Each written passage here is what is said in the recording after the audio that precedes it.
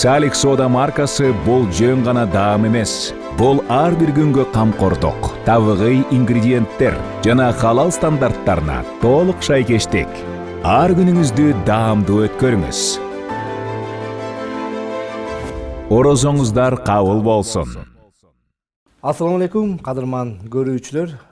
Кудай таалам ар бириңиздердин туткан орозоңуздарды кабыл кылсын дейли дагы. Рахмат жаган Рамазан берүүсүн баштайлы. Биз бүгүн коомчулуктагы элибиздин ичиндеги суроолор боюнча, орозого байланышкан суроолор боюнча бир жоопторду алып бермекчибиз. Ал үчүн биздин студиябызга Кыргызстан мусулмандарынын дин башкармалыгынын фатва бөлүмүнүн башчысы устазыбыз Жоробай Ажы Шергалиев келип отурат. Кош келипсиз. Кудай таалам кармаган орозоңузду кабыл кылсын. Амин. Деги эле азыр эми багы орозо мынакей кирип келип башыбызда турат. Эл ичинде суроо абдан көп. Анан багы темабызга киришүү кылып бир Рамазанда эмнелерди тутушубуз керек дагы, эмнелерден четтешибиз керек, ушундан баштайлы. Анан суроо жооп кетсек. Бисмиллахир-рахманир-рахим. Алхамдулилlah. Вассалату вассаламу аля расулилlah. Мына баарыбызды ушул Рамазан күнгө жеткирген Алла Таалага чексиз мактоолор болсун. Сүйүктүү пайгамбарыбыз саллаллаху алейхи вассаламга Алла Тааланын үзгүлтүксүз салават саламдары болсун. Чындыгында бул орозо берекелүү ай, куттуу ай, соопторду Алла Таала ар бир жакшы амалдарга эселеп бере турган айда. Мына ошол жактан берекелүү болот. Мына ошондон орозодо биз колдон келишинче пайгамбарыбыздын бир айткан сөзү бар. Рубба соимин лейса мин сиямихи иллал жуу вал аташ дейт. Мындайча айтканда, кээ бир орозо кармагандар бар. Алар орозодон ач калгандан, суусагандан башка эч нерсени тапкан жок дейт да. Мындайча айтканда, орозодо ашказандын гана орозосу менен чектелип калгандар жөнүндө айтып атат. Орозодо негизи эле мусулман адам бир эле ашказандын орозосу эмес, бул комплекстүү, толук тулку бою менен орозо кармаш керек. Мындайча айтканда, адамдын көзү, колу, буту, адамдын жүрөгү кошо орозону кармаш керек экен да. Мына ошондо гана биз чыныгы орозонун маани маңызына жетебиз да. Мына ошондон баягы кечке эле бир ач калгандан эле, баягы же суусагандан эле баарыбыз ошондой болуп атат. Себеби орозонун негизги максаты баягы адамдын жан дүйнөсүн тарбиялаш керек да. Анан анын акыл пикирин, оюн тазалаш керек. Кудайга болгон канчалык деңгээлде жакын болуп атат. Мына ошол нерселерге көңүл буруш керек дагы. Орозо учурунда ар кандай баягы кээде ушак, гыйбат же бирөөнүн акысына кирүү, жаман ойлоо деген нерселерден дайыма арылыш керек да. Ошондо чыныгы орозонун маани маңызына жеткен болот. Орозону Алла Таала Куранда ошол аяттын аягында лааллакум таттакун дейт. Алла Таала орозону силерге парз кылды, силер такыба болууңар үчүн дейт да. Такыба болуу бул мусулманга эң баягы жашоодогу негизги максаты да. Себеби алымдарыбыз айтат, такыбалык бул баардык жакшылыктын башаты дейт. Алла разы болсун. Эми багы өзүңүз да сөзүңүздө айтып кеттиңиз, орозодо бир канча этаптар бар, багы орозону бузбай турган, буза турган дегендерчи. Анан мынакей азыр биздин дагы жарандарыбыздан дагы коомчулуктан дагы суроолор келип атат. Мынакей орозо кармаган адам шилекейин жутса болобу дейт. Тиш тазалоого уруксат берилгенби дейт. Ооба. Эми адамдын шилекейин жок кылып салуу бул мүмкүн эмес да. Мына ошондуктан шилекей пайда болгон учурда орозо адам шилекейин жутуп койгон болсо, эч кандай орозосу бузулбайт. Анан кээде баягы тамакты же оозду чайкаш керек болуп калган болсо, бир аз өтө этият кылып жутуп албаш керек. Оозун чайкаса дагы уруксат берилет. Тамак жегенден кийин. Андан кийин ошол тазаласа болобу дегенде эң жакшысы биз мисвакты айтабыз. Мисвакты колдонсо болот дейбиз. Ал эми паста менен тазалоо, тишти тазалоо бул макру делгени менен уруксат берилет. Бирок колдон келишинче колдонбогонго аракет кылалы, бирок кол зарылчылык болсо колдонуп койсо болот. Бул жерде да бизде бир эреже бар да. Орозодо тамактан кирген нерседен, оозго кирген нерседен ооз ачылып калат да. Биз ошол нерседен сактанышыбыз керек. Ушул жерде мен кошумча алып койгон жана спрейлер бар эмеспи? Оозго сээп жыпар жыт кылып сээп койгончу. Булар болбойт. Себеби спрейлердин түрлөрү бар. Биринчи оозду жыпар-жыттуу кылчу спрейлер, булар такыр тыюу салынат. Болбойт. Кээде анан алымдардын ортосунда талаш маселе бар. Астма оорубу менен ооругандар бар да. Ошолор колдонсо болобу деген дагы маселе пайда болот. Себеби оорозо кармайт. Балки бир күндө 1-2 жолу эле астмасы кармашы мүмкүн. Ошол учурда жанагы баягы дем алганга жеңилдете турган дарыны колдонсо болобу дегенде, бул жерде алымдар эки ача пикирде болот. Кээ болбойт десе, кээ болот дейт. Болот дегендер ошол жанакы чачкан спрейи, тамакка чачкан дем алдырганга жакшы оңой бере турган нерсе, бул аба иретинде болгон болсо, чачылганда тамакка суу сыяктуу болуп үйүлүп калбастан аба болгон болсо, анда кармай берсе болот дегендер да бар. Анан орозо учурунда көп эле болот негизинен. Азыр орозо башталып, орозонун башкы убактарында турбайбызбы? Анан көбүнчө басым болуп калат, уктап калып, анан ооз бекитпей калган учурлар болот да. Анан ошондо эч нерсе болбойбу? Эми негизи пайгамбарыбыз саллаллаху алейхи ва саллям айтат, силер саарылыкты эртең менен кетамакты орозого бамдаттан кийинки суурлук деп коебуз. Ошону жегиле, анткени ошол тамакта береке бар дейт. Берекелүүлүгү кечке чейин орозо кармаганга баягы жардам берет да. Бул эми пайгамбарыбыздын сүннөтү. Кээ бир учурда адамдар уктап калган учур болот. Уктап калган болсо деле тамакты ичпестен, жебестен эле ниет кылып кое берет. Ошол күнгү орозого, анан ошол күнгү орозосу эсептеле берет. Баягы дагы бир ушундай бул актуалдуу суроолордун бири, эрте ооз жаап, анан эрте ооз ачса болобу дегенчи. Ооба, эрте ооз жабуу дегенде негизи баамдаттын убактына чейин тамак жесе болот. Бирок кээ бирлер эртерээк жеп алып жатып алган болсо, анда ал ниети туура деп эсептелине берет, болот. Бирок ооз ачып аткан учурда оозду эрте ачуу деген бул ошол шам убагынан мурда ачканга болбойт. Баамдат убагына чейин оозду жабыш керек негизи, бирок шам намазы болгондон кийин гана оозду ачыш керек. Демек календарды көрүп, ошо убактысы кирдиби, азан айтылды, ачыш керек. Ооба. Себеби бакы бул пайгамбарлардын адеп акалагынан, сыпатынан деп да билинет. Мисалы, оозду ачканды кечиктирбеш керек экен да. Колдон келишинче азан айтышы менен оозду ачкан жакшы деген сөз да. Убакыт кириши менен оозду ачса болот. Анан кээде ушундай суроо болуп калышы мүмкүн. Жанагы балдарды көндүрүш иретинде, анан башында 3 күн, ортосунда 3 күн, анан аягында 3 күн карматып койгон туура эле болобу? Бул баягы балагатка жете элек маселеси да бар да бул жердечи. Ооба, негизи эле башында, ортосунда, аягында 3 күн деген нерсе жок. Балагатка жеткен адам сөзсүз түрдө толук орозону кармаш керек болот. Ал эми балагатка жете элек болсо, аларга балки үйрөтүү максатында болот. Бул карыз болуп калбайт кийин? Жок, бул карыз болбойт, себеби башында 3 күн кармаган, ал калган күндө да кармай алат да. Эгер балагатка жете элек болсо, бирок 3 күндү жакшы кармай алса, анда калганын да кармаш керек да. Аны ачырып коюп кайра ортосунан карматкандын кажети жок.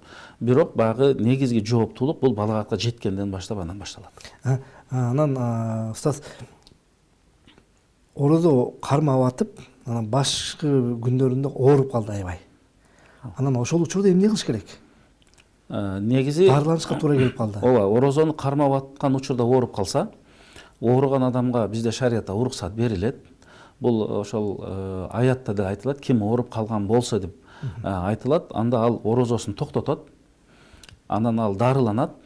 Мисалы, орозонун башкы 10 күнүн кармап туруп, кийин ооруп калса, бир жумадай дарыланып айыгып калган болсо, айыгышы менен орозону уланта берет. Бирок кийин орозо бүткөндөн кийин ошол тутпай калган күндөрүн бир күн, мисалы 10 күн болсо 10 күн же 7 күн болсо 7 күн орозосун кармап берет. Себеби орозону негизги баягы ден соолугу таза адам кармасын деп айтылат. Мына ошондуктан. Анан көбүнчө баягы бизде сапарда жүргөндөр бар, ишкерлер бар. Анан баягы сапарда жүргөндө эгер баягы сапар узак боло турган болсо, оозун ачып алса болобу же бул кармап улантып кетсе деле болобу? Шарият эмне дейт? Негизи бизде фыкта айтылат, ошол мусафир маселеси боюнча. Мусафирдин сапарда жүргөндө оозун ачып алганга уруксат берилет. Кийин сапардан келгенден кийин ошо тутпаган күндөрүн кармап бере берет. Бирок сапардагы адам орозо кармаганы абзел деп айтылат да. Азыр эми мурдагы замандарга караганда сапарлар деле бир аз жеңилирээк болуп калды. Мурда ат менен төө менен. Мурда ат менен төө менен ысыкта чаңкап ушундай болчу да. Азыр эми машиналар бар, самолет бар дегендей. Бирок сапар канчалык жеңил болсо деле мусапыр адам оозун ачып алганга ага укук берилет шариятта. Бирок ошол тутпаган күндөрү карыз болуп калат, орозо бүткөндөн кийин кармап бериш керек да. Эң жакшысы кармай ала турган болсо, мусапырдын дагы орозо кармаганы абзел деп айтылат. Ал эми орозо убагында сууга түшүү кандай? Балким душ алуу. Орозо учурунда биз дененин ичине ашказанга бир нерсе кирип кетүүдөн сактанышыбыз керек да. Ошол ооздон, мурундан суу кирип кетпеш керек деп айтабыз. Даарат алганда деле өтө этияттык менен алышыбыз керек болот. Күндүзү гусул кылганда деле оозго, мурунга өтө этияттык менен суу алышыбыз керек болот дагы. Анан жуунганга уруксат берилет. Көлгө түшкөнгө деле уруксат. Бирок шарты бар. Ошол тамактан, мурундан суу кирип кетпеш керек болот адамдын ичине. Мына ушул нерселерден сактаныш керек. Өзү эле негизи эч бир зарылчылык болбосо, бул ибадатта этияттык бул важип болуп эсептелинет. Ошол зарылчылык болбосо, ушул иштерди аткарбаган эле жакшы. Сууга түшпөй эле кой турган, бассейнге түшпөй эле кой турган жакшы. Бассейнби, сууга түшпөй койгон жакшы. Ал эми зарылдык болсо, аябай күн ысык болуп, салкындаш керек болгон болсо, анда ошол өтө этияттык менен оозу, мурдунан суу кирбей турган абалда, анча балки башын сууга салбайт да, ошондой түшсө болот. Анан негизинен эле орозо кармап жаткан учурда, айрым учурда да болуп калат, эми кузу берген учурларчы.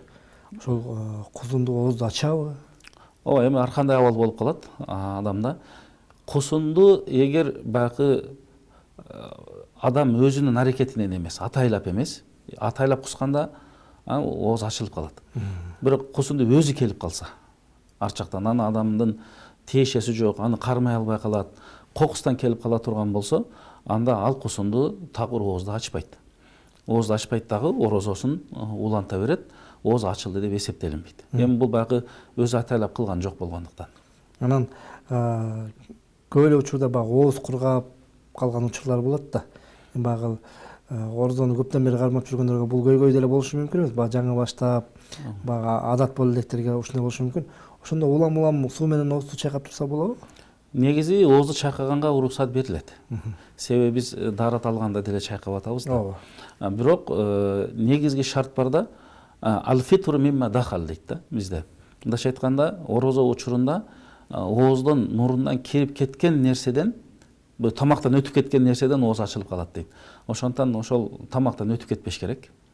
Мурундан суу кирип кетпеш керек. Ошого этияттап оозун чайкаса уруксат берилет.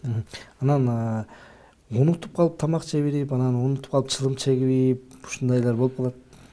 Орозо учурунда кээде баягы унутуп калып, бирөө суу ичип ийиши мүмкүн, же бир нан жеп ийиши мүмкүн да. Ушундай болгон учурларда ал адамдын баягы унуткандан болуп калды билбестиктен. Бир тиштеп жуткандан кийин же бир урттагандан кийин сезип калат да, мен орозо элем депчи. Ошол учурларда орозо бузулбайт. Орозосун уланта берет. Анткени пайгамбарыбыз айткан, сен унутуп кылгандыгың үчүн Алла Таала сени тамактандырып койду, суусундук берип койду дейт да. Демек, ушул жерде такыр орозо ачылбайт. Орозону уланта бериш керек. Кээде ушундай болуп калышы мүмкүн. Бир ичип жеп алгандан кийин эми ачылып калды да, болбой калды деп кайрадан тамак жеп баштаган болсо, анда ал күнкү орозосу болбой калды. Кийин орозо бүткөндөн кийин ошол күнгө бир күн кармап бериш керек. Эми ушул жерде дагы айта турган нерсе бар. Орозодо биз суусундуктан, тамак аштан, ошол аялына жакындык кылгандан сактанышыбыз керек негизи. Эми бир адам атайлап суу ичип алса да, ооруган жок, кыйналган жок, эми деп атайлап суу ичип алса, орозосун бузду. Атайлап жеп алса, орозосун бузду да.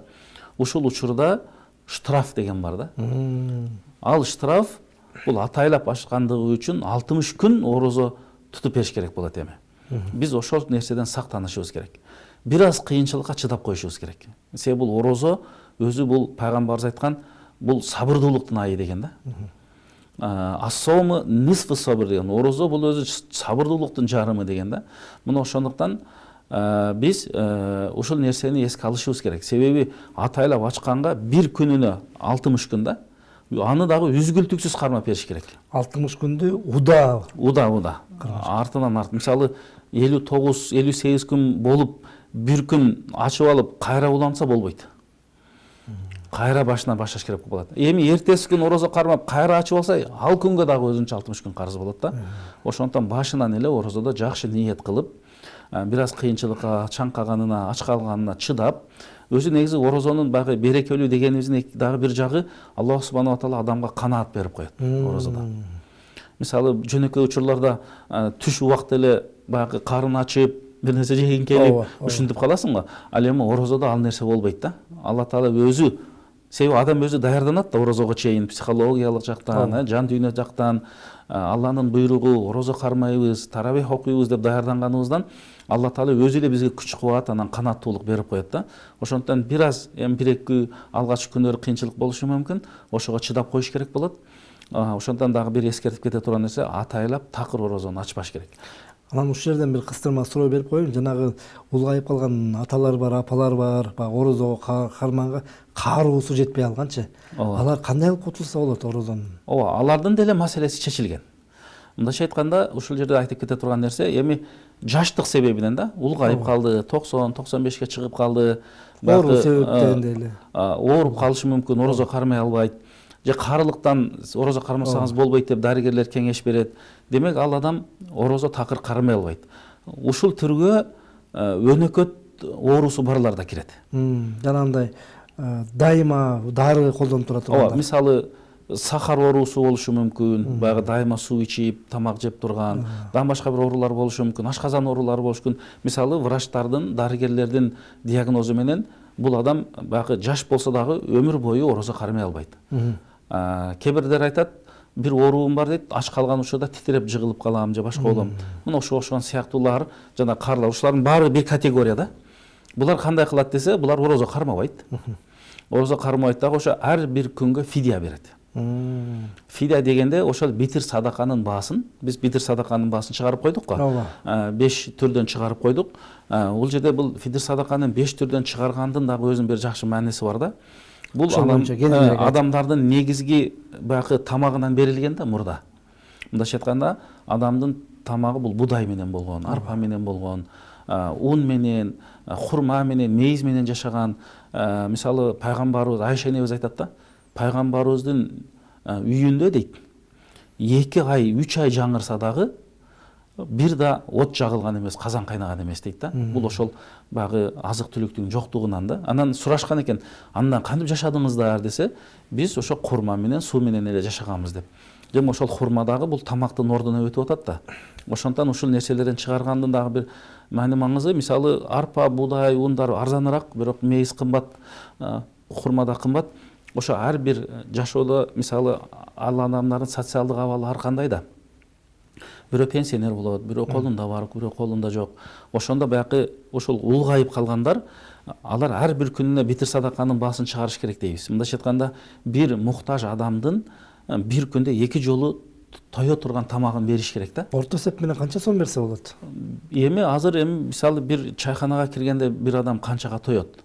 Ошентип эсептешибиз керек негизи. Бирок анткенде кээде кымбат болуп кеткенде кыйын болуп калышы да мүмкүн, пенсионердик аксакалдар. Ошондон азыр мисалы 50 сом деп чыкты да, эң аз битир садака. Ошол 50 сом же 60 сомдон күнүнө чыгарып турса болот деген сөз да. Анан жанакы кээ бир адамдардын акчасы бар. Ал мүмкүнчүлүгү бар, андан да көп бергенге. Демек ал мүмкүнчүлүгүнө жараша бере берет да. Балки күнүнө 200 сом, күнүнө 300 сом бериши мүмкүн да.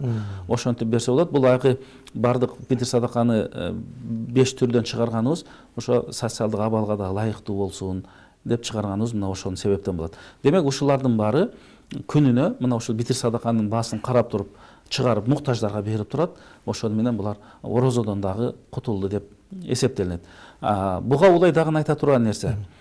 Кээ бир адамдар жана биз айттык, ошондой болсо да дагы бир айтып койсок туура болот. Орозо кармап аткан учурда ооруп калышы мүмкүн да. Ооба.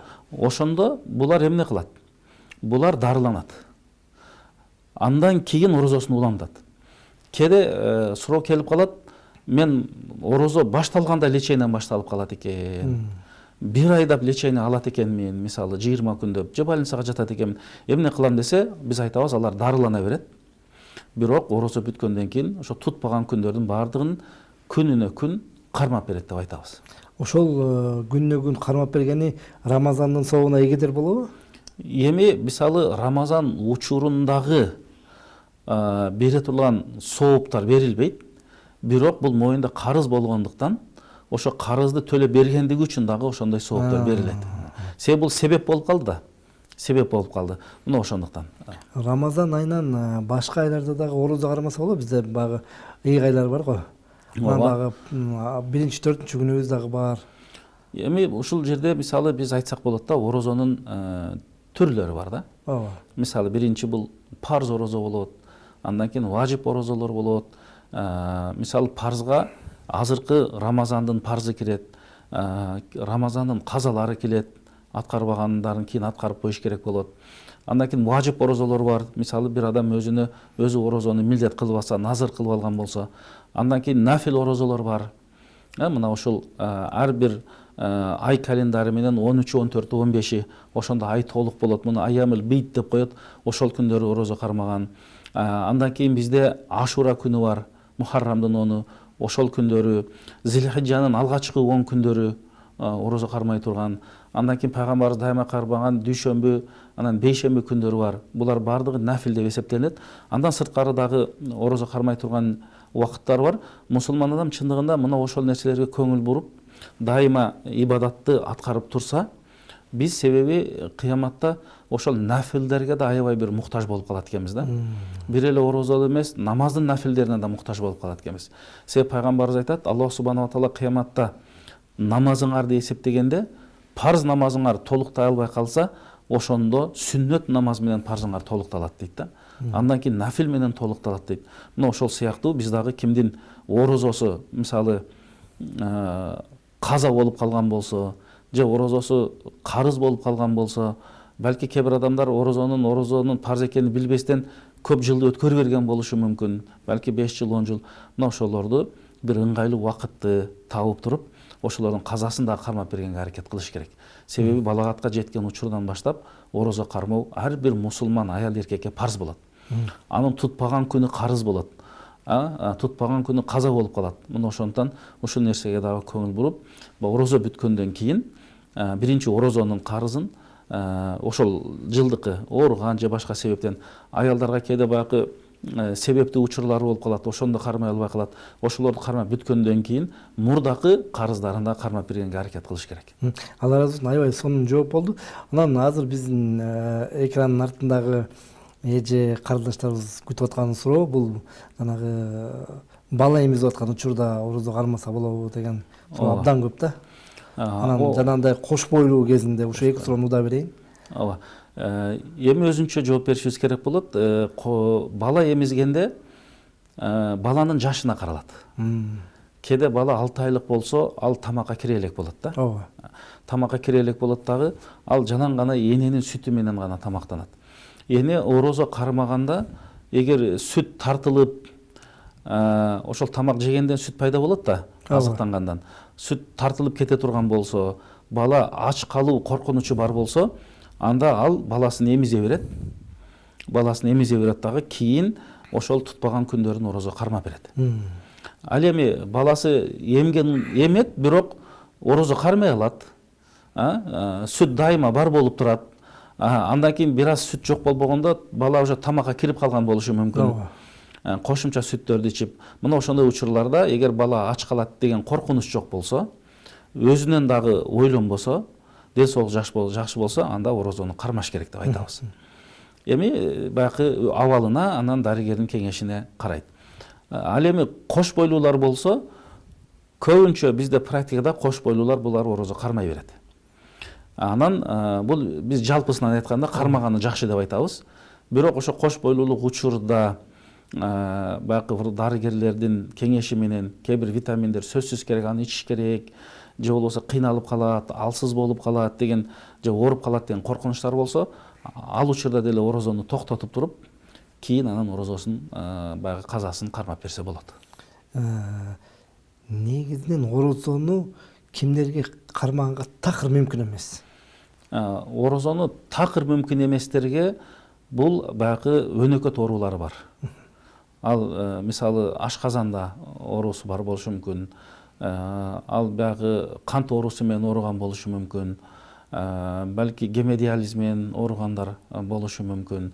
Булар деле ошол дарыгерлердин диагнозуна каралат да бул маселе.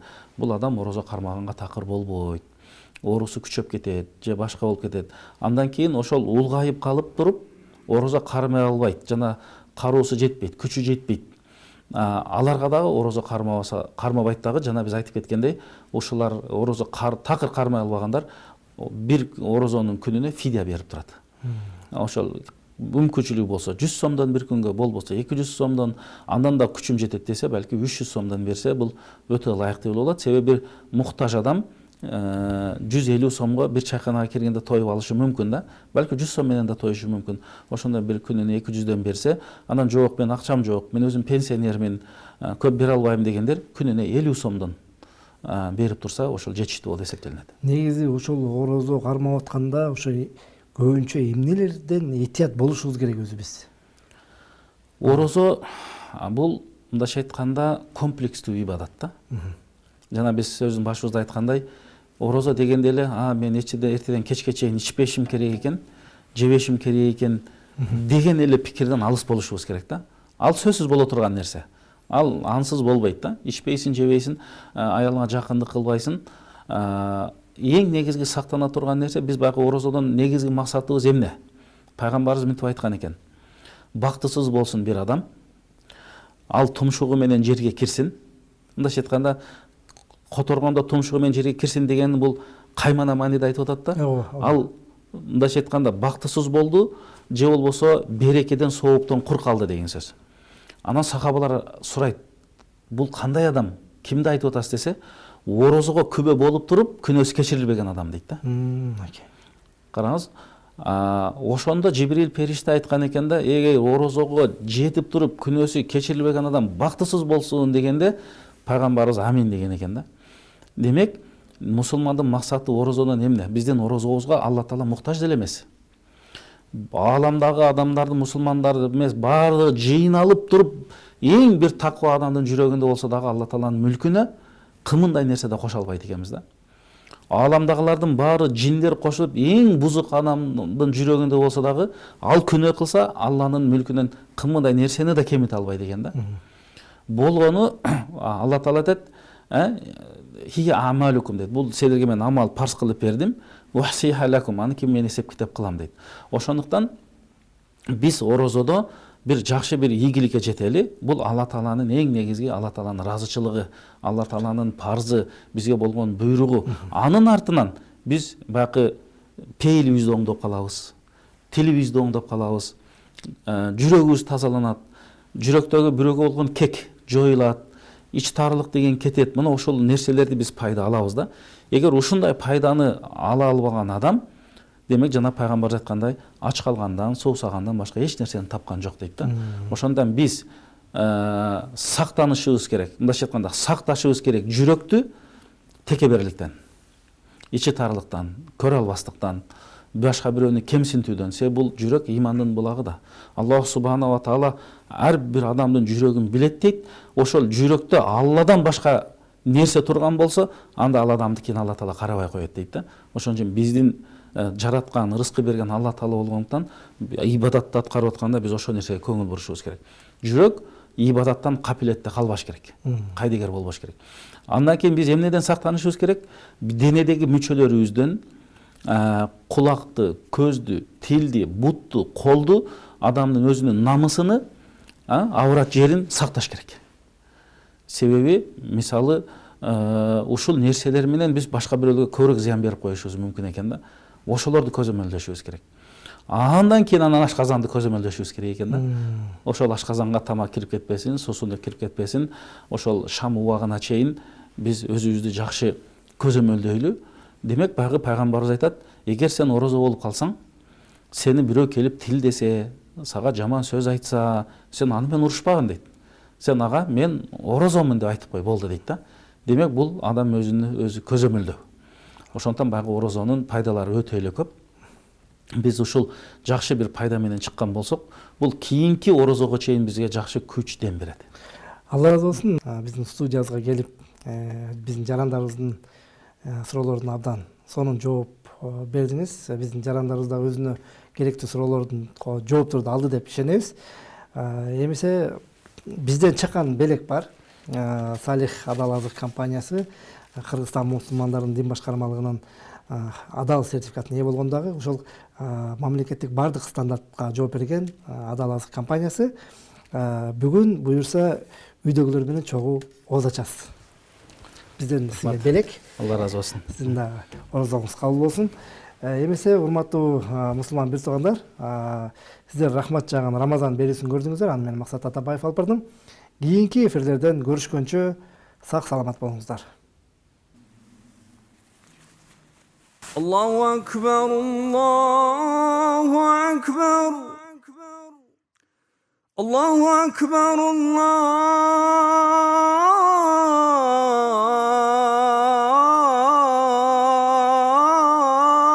Allahu Akbar. Eşhedü en la ilahe illallah. أشهد أن لا إله إلا الله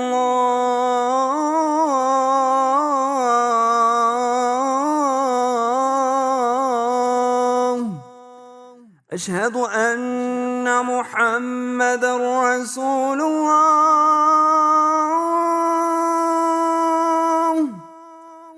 أشهد أن محمد رسول الله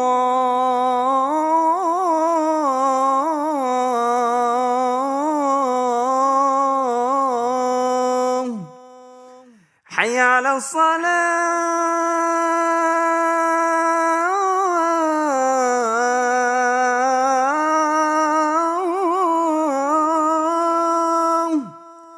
حي على الصلاة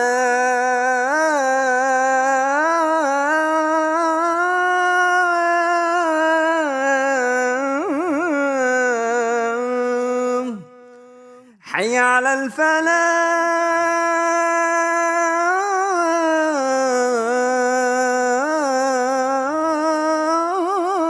الفلاح حي على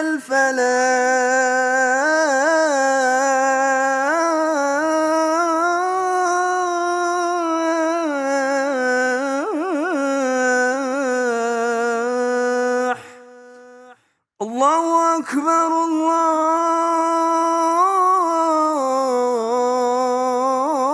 الله أكبر لا إله إلا الله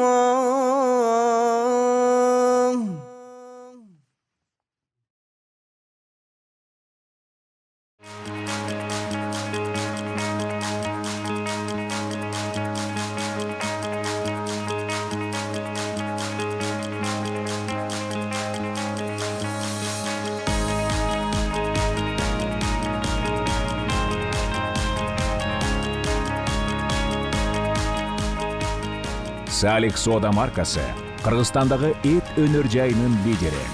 Бардык продукциялар халал принцибинде даярдалып, эл аралык стандарттарга ылайык EAC ISO 22000 талаптарына жооп берет. Салих Сода маркасы сапаттуу продукцияларды өндүрөт. Колбаса азыктары, эттен жасалган деликатес, сэндвичтер, хот-догдор жана бургерлер